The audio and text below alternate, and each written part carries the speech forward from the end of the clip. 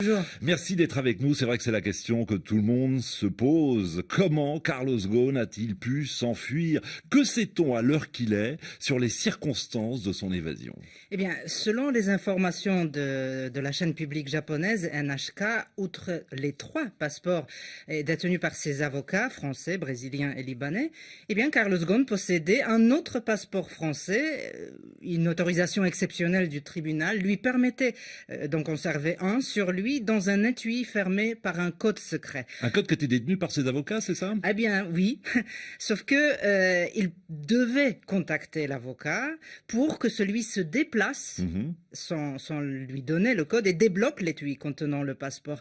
Carlos Ghosn a donc vraisemblablement utilisé ce passeport français ou sa carte d'identité libanaise pour entrer légalement sur le territoire libanais. En revanche, on ne sait toujours pas comment il a quitté le territoire japonais. La seule certitude, c'est qu'il était passé par Istanbul et que de là-bas, il a pris un jet privé vers Beyrouth, mais son nom ne figurait pas sur la liste de passagers. Eh bien, il y a une hypothèse selon laquelle il aurait pu se trouver dans des bagages non passés au rayon X, Ah oui. ce qui est possible dans le cas d'un avion privé. Il pourrait aussi avoir bénéficié d'une aide diplomatique pour éviter les contrôles habituels. Eh bien, d'après les médias nippons, on n'en sait rien.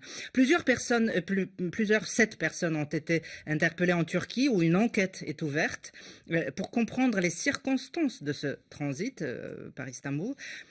Par ailleurs, une perquisition a eu lieu à son domicile à Tokyo pour savoir notamment comment Carlos Ghosn a pu échapper aux caméras de surveillance. Oui, d'ailleurs, ce vendredi, la chaîne NHK rapporte que les dernières images d'une caméra de vidéosurveillance montrent Carlos Ghosn quitter seul son domicile. Carlos Ghosn qui a pris la parole hier. Enfin, il a pris la parole par le biais d'un communiqué et il assure avoir organisé tout seul son départ. À aucun moment sa famille n'a été impliquée dans cette évasion rocambolesque. Quel avenir judiciaire pour l'ancien patron de Renault Nissan Mitsubishi? Eh bien, les autorités libanaises ont reçu une demande d'arrestation d'Interpol pour Carlos Ghosn. On peut imaginer qu'elle émane du Japon.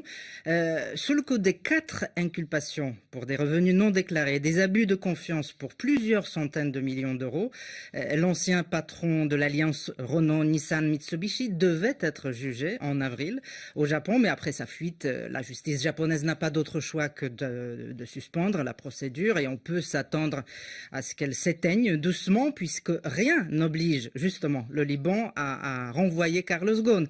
Enfin, plusieurs enquêtes ont été ouvertes en France contre lui. On peut imaginer que l'affaire Ghosn n'est pas tout à fait terminée. Oui, en tout cas, s'il venait en France, il ne serait pas extradé. C'est ce qu'a fait savoir hier la secrétaire d'État auprès du ministre de l'économie et des finances. La France n'extrade jamais ses nationaux, a-t-elle expliqué. Et c'est vrai que la ministre a rappelé, vous le disiez à l'instant, Agnieszka Kumor, que Carlos Ghosn est sous le coup d'une enquête préliminaire et d'une information judiciaire pour 2 affaires de corruption présumées en France. Donc s'il venait en France, ce qui est loin d'être gagné, il pourrait être interpellé et donc présenté à un juge.